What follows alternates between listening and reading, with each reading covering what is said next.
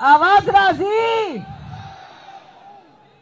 तेरा मेरा रिश्ता क्या, पाकिस्तान का मतलब क्या, कौन बचाएगा पाकिस्तान, तेरा यार मेरा यार। शुक्र शुक्र डेर خوندو को अल्हम्दुलिल्लाह په دې رز باندې چې بیا مونږ په خبر کې ولاړ یو تاسو درمنځه ټولو کې زیاته مهرباني زمونږ د آی اس اف ماشومانو چې هغه کوم ظلمونه د الیکشن کې برداشت کړي دي، خاص کر زمونږ د شانګلې ماشومان دوه کسان چې زمونږ یې ویشتي دي، هغه مونږ پرون مزمت اسلام آباد کې وکړو او د هغې مزمت دا سزا ملا شوه چې مونږ پسې اف آی اے نوټس وکړو.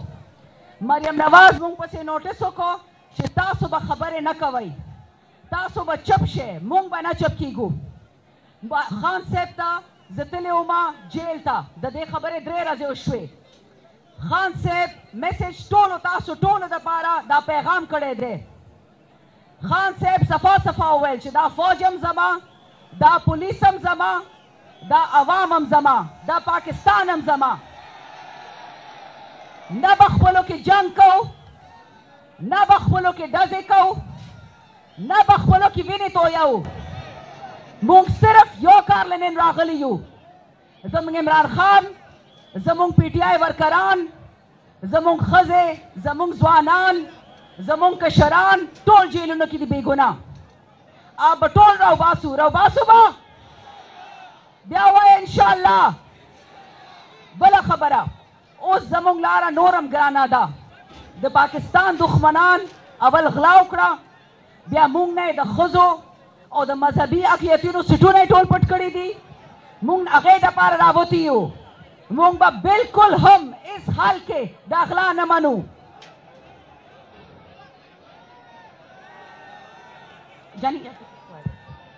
په خبره وره غوږ کېدی.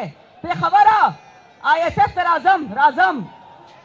دا جلسه یو یتیمه جلسه ده، دې کې عمران خان نشته، خو تاسو او د آی اس اف ستاسو به زور به عمران خان جیل نه راوباسو به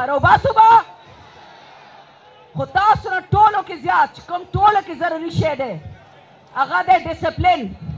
چې یو قوم ډسپلین کې نه وي نو هغې لیډر بیا نشي راوتی. تاسو به ټول ډسپلین کې ځان به تکړوئ به. دا اوږده لاره ده، دا اسانه لاره نه ده.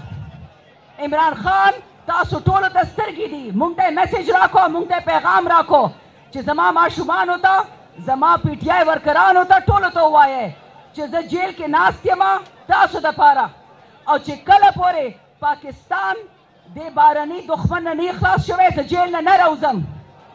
هغه ډېر نر پښتون دی، نر پاکستانی دی، خپل خدای مجاهد دی. تاسو ورته ولاړ یئ،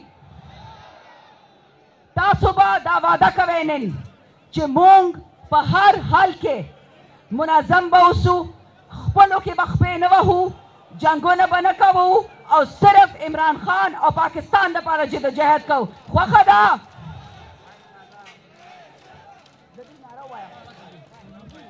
थैंक यू मैम, ډیره مهرباني.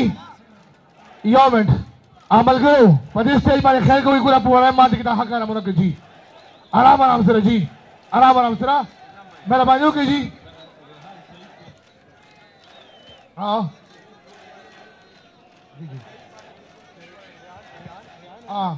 د ریحان شهید